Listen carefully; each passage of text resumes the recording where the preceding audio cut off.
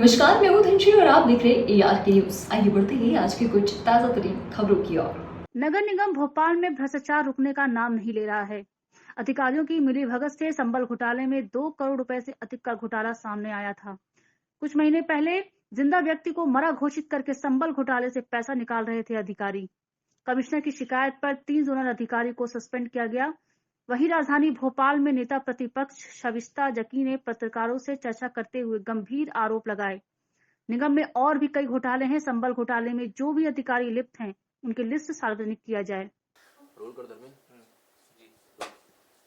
संबल घोटाले को लेकर आज फिर समाचार पत्रों में छपा है, जबकि महापौर का कहना है कि दोषी अधिकारियों पर कार्रवाई हो गई है। देखिए, कोई भी कार्रवाई नहीं हुई। 20 जुलाई को हमने संबल योजना पर एक क्वेश्चन लगाया था, जो इन्होंने उसकी गलत जानकारी दी थी। इनके पास में इनके खुद पोर्टल के ऊपर 5373 जांच प्रतिवेदन जो थे वो पेंडिंग थे। इन्होंने उस जांच प्रतिवेदन के ऊपर क्या जांच की, कुछ पटल पर नहीं आया, जबकि आसंदी से अध्यक्ष जी ने ये व्यवस्था दी थी कि संबल योजना के अंदर जो समाचार पत्रों के अंदर छपा है, और वास्तव में वहाँ पर उस समय तो 2 करोड़ का पेपर में छपा था, लेकिन उससे भी ज़्यादा का घोटाला है। ये बहुत बड़ा घोटाला है, लगातार होता चला आ रहा है। तो उस सारी बातों को सुनते हुए अध्यक्ष जी ने आसंदी से ये व्यवस्था दी थी कि इसका जांच प्रतिवेदन बुलाया जाए और दोषी अधिकारियों के खिलाफ कार्रवाई की जाए।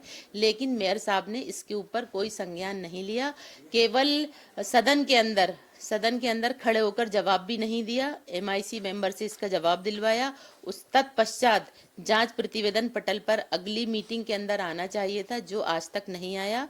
अगर आपने कोई भी जांच करी थी तो ये सार्वजनिक होना चाहिए थी और उन अधिकारी कर्मचारियों के नाम जनता को बताए जाते और उन पे कार्रवाई होती। और दंडात्मक कार्रवाई क्यों नहीं की गई? जब इतना बड़ा जिसने घोटाला किया उसके ऊपर FIR क्यों नहीं हुई? हमने फिर क्यों बचा लिया उन लोगों को? ये एक सवाल है।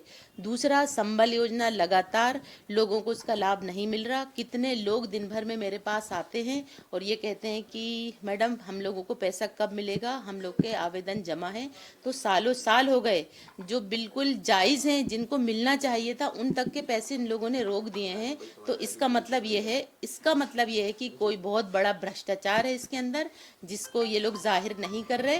तो इनके ऊपर जघन्य कार्रवाई होना चाहिए और बड़े वरिष्ठ अधिकारी गण इसके ऊपर संज्ञान ले, क्योंकि मेयर साहब की ये बस की नहीं है कि वो कोई भी कार्रवाई अकेले अपने हाथों से या अपने दम पर कर सके, क्योंकि उनको प्रतिदिन कई लोग शिकायत करते हैं और प्रतिदिन और हर परिषद के अंदर कोई ना कोई ऐसा भ्रष्टाचार का मामला आता है और वो जांच कमेटी तक जो गठन किया जाता है अध्यक्ष जी के माध्यम से, उसको भी डिस्ट्रॉय कर देती हैं और उस कमेटी के माध्यम से कुछ जांच नहीं कराना चाहती। इसका मतलब ये है कि साफ साफ भ्रष्टाचार है।